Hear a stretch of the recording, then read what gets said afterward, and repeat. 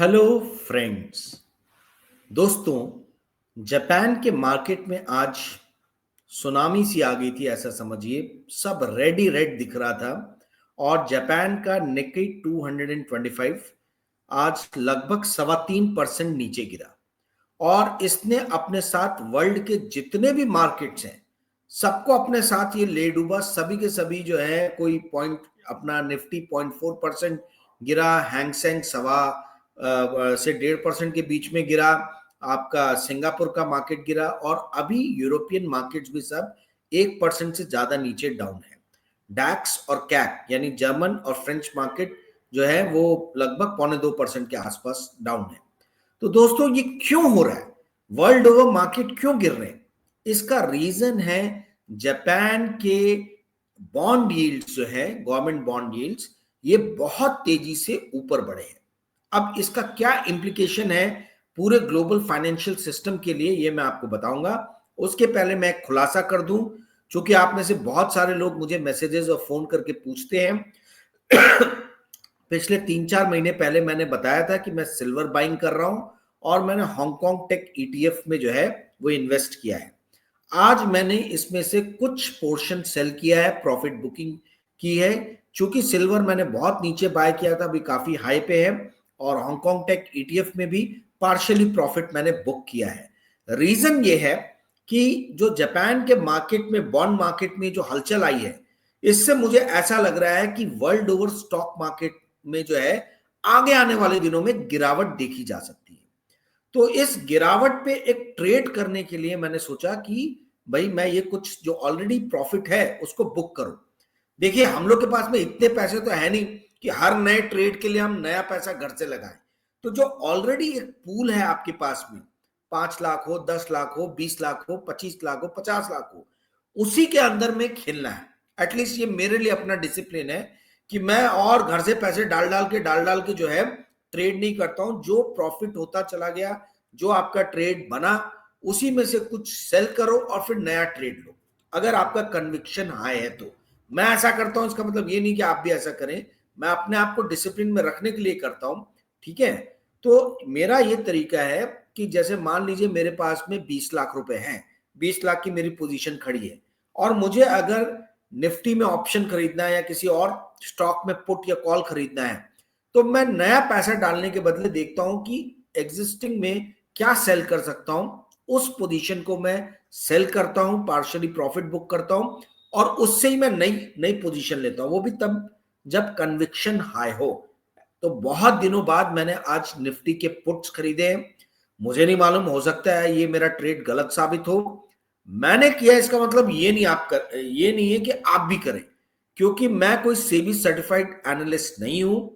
हो सकता है कि मैं गलत कुछ बता रहा हूं, तो मेरी गलत बातों को सुन के जो है आप अनुसरण करेंगे और लॉस खा लेंगे और फिर मुझे क्रिटिसाइज करेंगे, तो वो गलत होगा। आप मेरी बातें ना सुने, हो सकता है मैं बहुत सेल्फिश आदमी हूं, हो सकता है मैं बहुत दुष्ट आदमी हूं, जो भी है, मेरी बातों का अनुसरण ना करें। मैं क्या कर रहा हूं वो जस्ट मैंने आपको बताया कि मैंने पार्शियली सिल्वर सेल किया है और पार्शियली हांगकांग टेक जो हैंगसेंग ईटीएफ है मेरे एसेट का, उसको सेल किया क्योंकि मेरा प्रॉफिट हो रहा था। और जो पैसे आए उसमें से थोड़े से पैसे का मैंने पुट खरीदा है निफ्टी का।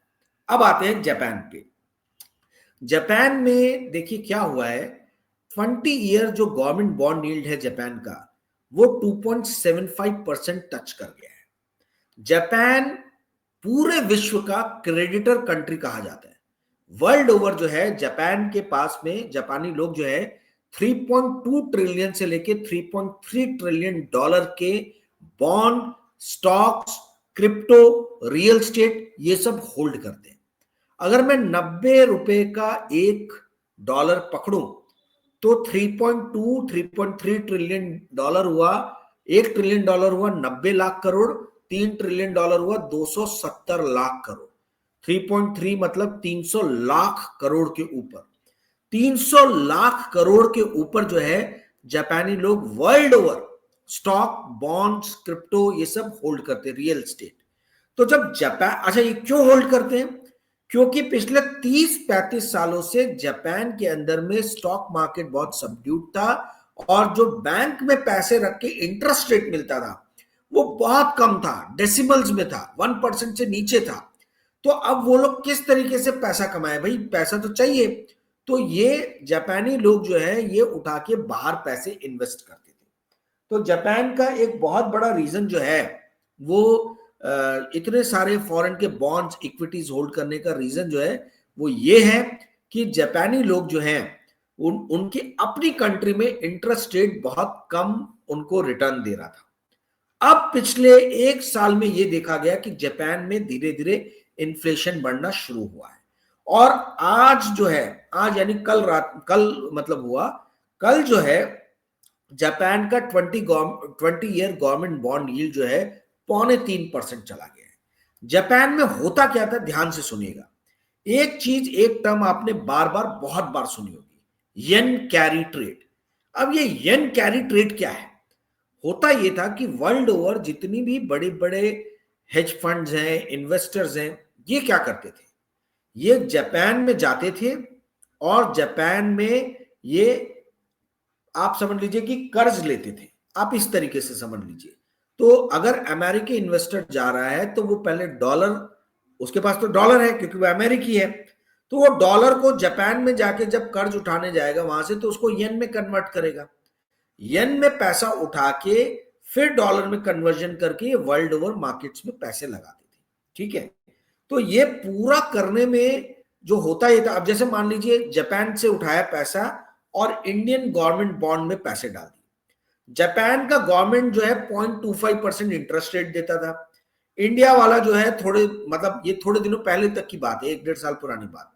ठीक है, इंडिया गवर्नमेंट वही 6.5% दे रही है। तो आप ये करेंसी कन्वर्जन एक दो बार करना, हेजिंग कॉस्ट, ये सब भी मिला लो 1.5-2%, तो भी जो है वो इंडियन गवर्नमेंट बॉन्ड डील में पैसे डाल के वो लोग बड़े मजे से 4% का इंटरेस्ट जो है, 4% का रिटर्न जो है वो पा जा रहे थे। इसमें कोई बहुत ज्यादा दिमाग नहीं लगाना रहता था। कम इंटरेस्ट रेट वाली कंट्री जैसे कि जापान है, वहां जाओ, वहां से कर्जा उठाओ और कर्जे का पैसा जो है हाई यील्ड वाली कंट्री जैसे इंडिया हुआ वहां लगा दो। ये बेसिकली जो ट्रेड है इसी को कैरी ट्रेड कहा जाता है। अब ऐसा हो गया कि जापान में चूंकि इंटरेस्ट रेट ऊपर चला गया है, तो अब ये पूरा का पूरा जो सौदा है ये अब फायदे का नहीं रहा। अगर आप hedging cost, currency conversion cost, ये सारी चीजें बीच में डालोगे, ट्रांजैक्शन कॉस्ट, ब्रोकरेज, तो अब जो पहले जो मलाई थी, मजा था येन कैरी ट्रेड का, वो मजा धीरे धीरे जो है वो अब ऐसा दिख रहा है कि वो समाप्त होते हुए नजर आ रहा है। और जापानीज भी जो डोमेस्टिक इन्वेस्टर्स हैं या जो वहां के इंस्टीट्यूशनल फंड्स हैं जो वर्ल्ड ओवर प्रोजेक्ट्स को फंडिंग करते हैं, world over stock market, bond market में लगाते हैं, वो भी देख रहे हैं कि भाई हम बाहर जाके क्यों पैसे लगाएं। अब हमारे देश में अगर हमको 2.25-3% का रिटर्न मिल रहा है तो हम क्यों ना यहां पे पैसे लगाएं। तो अब भय डर ये बना हुआ है कि जापान आज की डेट में वर्ल्ड में सबसे ज्यादा यूएस ट्रेजरी होल्ड करता है। यूएस गवर्नमेंट का 1.1 ट्रिलियन डॉलर जो है यूएस ट्रेजरी जापान आज की डेट में होल्ड करता है। ऐसा कयास लगाया जा रहा है कि यूएस ट्रेजरी हो गया या ग्लोबली जहां भी जापानीज इन्वेस्टर्स ने या येन कैरी ट्रेड करने वाले इन्वेस्टर्स ने बॉन्ड खरीदे, स्टॉक्स खरीदे, ये अपनी पोजीशन से पार्शियली एग्जिट हो सकते हैं।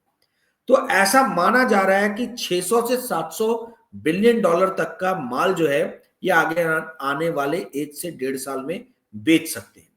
उसी डर, उसी भय के कारण जो है वर्ल्ड ओवर स्टॉक मार्केट के अंदर में आज जो है मंदी देखी गई। एक और चीज, यदि ये जितने भी एसेट्स हैं जो जापानी लोग होल्ड करते हैं, जापान होल्ड करता है, इसमें सबसे ज्यादा लिक्विड है US treasury. US treasury market बहुत ही, उसका डेप्थ बहुत ज्यादा, बहुत लिक्विड है। आप अगर 50 बिलियन डॉलर का भी माल बेचो, 25 बिलियन डॉलर का भी बेचो, तो पचा जाएगा, वो हो जाएगा।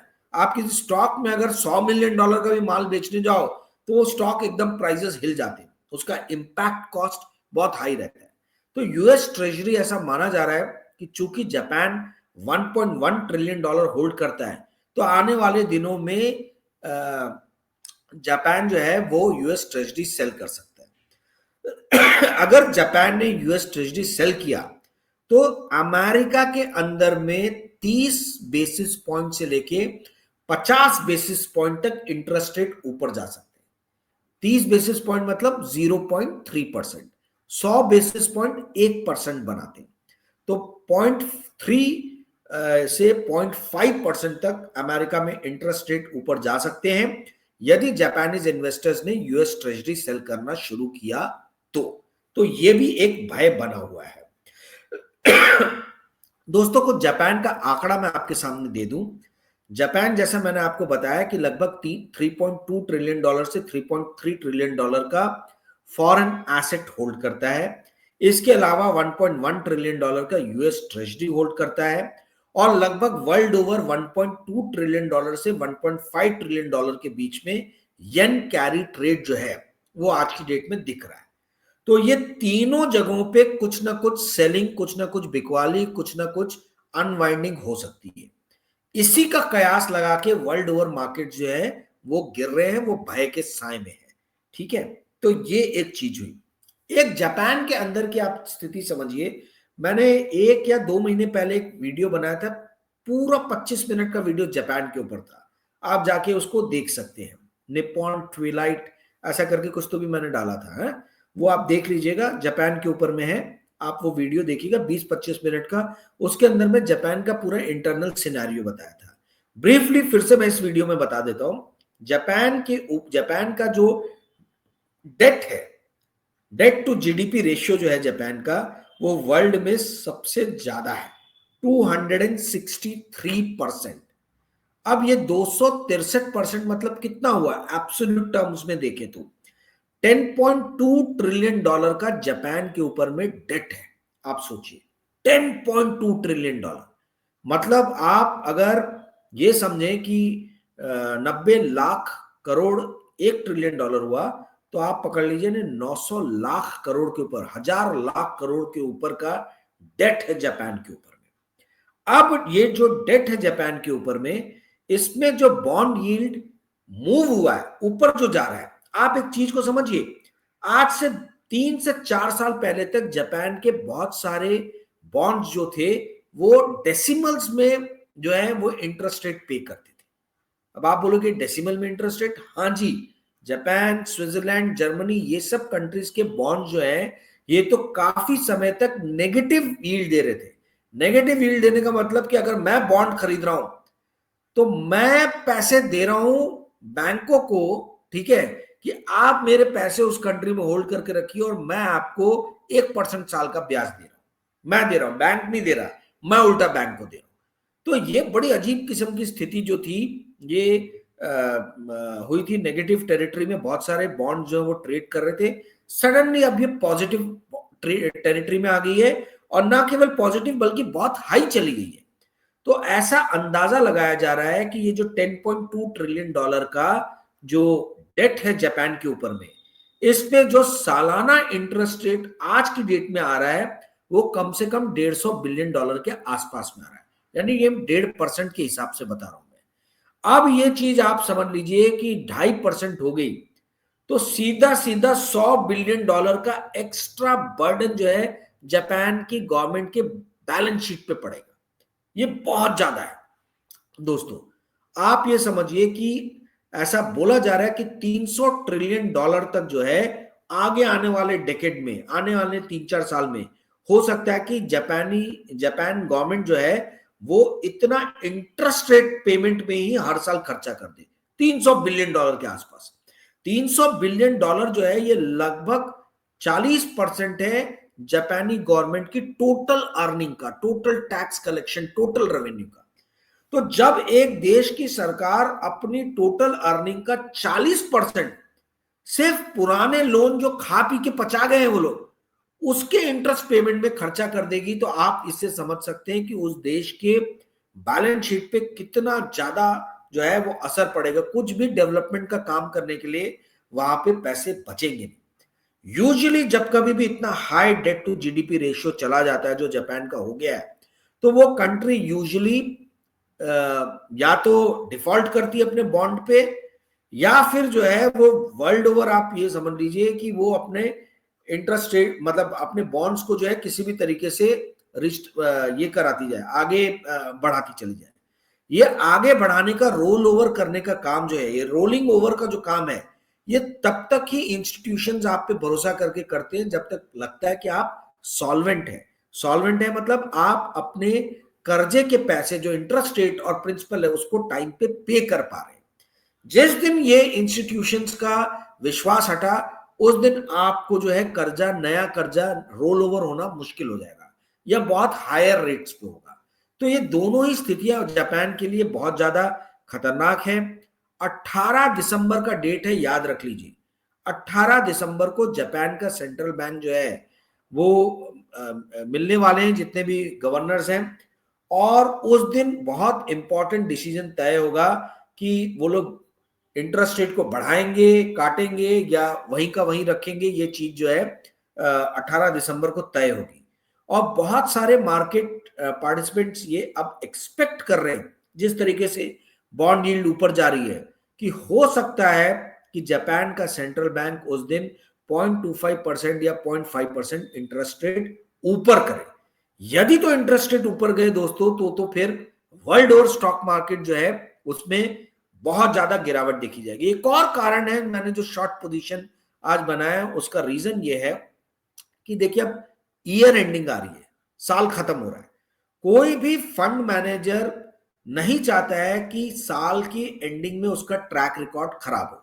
मैं अमेरिकन फंड मैनेजर्स की बात कर रहा हूं बेसिकली, क्योंकि उनका ईयर जनवरी टू दिसंबर रहता है, ठीक है। तो अभी तक अमेरिकन स्टॉक मार्केट ने बहुत अच्छा रिटर्न दिया है। डाउ जोन्स ने अकेले 17 बार इस साल न्यू ऑल टाइम हाई बनाया है। S&P 500 ने 37 न्यू ऑल टाइम हाई बनाए इस साल। क्रिप्टो में भी जो है शुरुआत में लोगों ने बहुत पैसा कमाया, हालांकि अभी बहुत डाउन है, ठीक है। गोल्ड और सिल्वर बहुत ऊपर है। तो आपने देखा कि ये जो अमेरिकी फंड मैनेजर्स हैं, इन्होंने इस साल अच्छा खासा पैसा बनाया।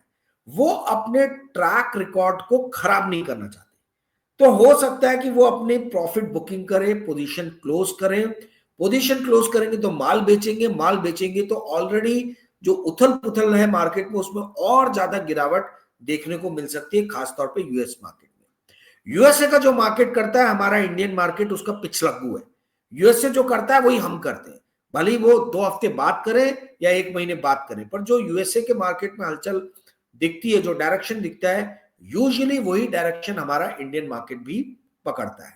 तो जैसे मैंने आपको बताया कि अगर जापानी लोगों ने bond selling, US treasury sell करना शुरू किया, तो 0.3% से 0.5% इंटरेस्ट रेट ऊपर जा सकता है यूएसए में। ये भी एक डर फंड मैनेजर्स को सताएगा, उनके अपने परफॉर्मेंस के अलावा, क्योंकि फंड मैनेजर्स की सैलरी और उनका बोनस उनके परफॉर्मेंस पे डिपेंड करता है। तो वो किसी भी तरीके से अपना बोनस जो है उसको तो खराब होने देंगे नहीं। तो ये भी एक मुझे ऐसा रीजन लगता है कि आने वाले दिनों में अमेरिकन मार्केट में गिरावट नजर आएगी, और अमेरिकन मार्केट में गिरावट नजर आएगी तो उसका कुछ असर आपको इंडियन मार्केट में भी नजर आएगा। मैंने जैसे आप लोगों को प्रॉमिस किया था कि मैं जब कभी भी स्टॉक या कुछ भी खरीदूंगा एसेट, तो मैं बताऊंगा अपने वीडियो में, जब मैं बेचूंगा तब भी बताऊंगा। तो मैंने आज आपको बता दिया, पहली बार मैंने बहुत दिनों बाद बेचा है। बेचा क्यों ये भी आपको बताया, मैंने सारा माल नहीं बेच दिया, थोड़ा सा बेचा है। थोड़ा सा इसलिए बेचा है क्योंकि मैं शॉर्ट में पोजीशन क्रिएट करना चाहता था, उसके लिए नए पैसे मुझे लगाने नहीं है। जो ऑलरेडी प्रॉफिट वाली पोजीशंस है उसमें थोड़ा माल बेचा और शॉर्ट में पोजीशन मैंने अपनी खड़ी की है। तो ये मेरा स्टाइल है इन्वेस्टमेंट का, जो मैंने आपके सामने बताया। आप में से बहुत सारे लोग बहुत मैसेजेस मेरे को डाल रहे हैं। मैंने एक ग्रुप में भी डाला था कि भाई मैंने आज सिल्वर और हांगकांग टेक ETF थोड़ा सा सेल किया है। लोग उसमें नाराज होने लग गए कि भाई आप तो खरीद रहे तो आप बेच क्यों रहे। उनको ये नहीं समझ में आया कि अगर मेरे पास में 100 रुपए का माल है तो मैंने सिर्फ 15 रुपए 20 रुपए का ही बेचा है। अभी भी 80 रुपए का मैं माल होल्ड करके सिल्वर और हांगकांग टेक में रखा हूं, क्योंकि मैं लॉन्ग टर्म बुलिश हूं, लॉन्ग टर्म प्लेयर हूं। बट मुझे अभी शॉर्ट का बहुत अच्छा पोजीशन नजर आ रहा था, इसलिए मैंने सोचा कि कुछ मैं पोजीशन लूं, इसलिए मैंने थोड़ा सा माल वो बेचा। आई होप कि मैंने क्लियर आप लोग को कर दिया है। कृपया करके आप लोग मुझे अब मैसेजेस ना डालें, क्योंकि बहुत सारे मैसेजेस आ रहे हैं और 90% मैसेजेस एकदम व्यर्थ के रहते हैं, उसमें कोई सेंस नहीं रहता। तो मैं हर मैसेज का पर्सनल रिप्लाई नहीं दूं तो आप लोग भी नाराज हो जाते हैं। तो ये बड़ा मुश्किल है दोस्तों, एक दिन में 70-80 मैसेजेस का रिप्लाई करना वेरी डिफिकल्ट, ये आप लोग भी नहीं कर पाएंगे। तो थोड़ा सा मेरे कष्ट को समझिए आप लोग। यदि आप लोग पेड वीडियो देखना चाहते हैं, जो संडे को मैंने बनाया था, जो इस संडे को जिन लोगों ने फीस पे की 500 रुपए की, उन्हीं को देखने को मिला। यदि आप लोग भी देखना चाहते हैं तो आप मुझे 9860317209 पे संपर्क कर सकते हैं, व्हाट्सएप मैसेज कीजिए, मैं आपको रिप्लाई अवश्य करूंगा। Thank you friends, bye, good night.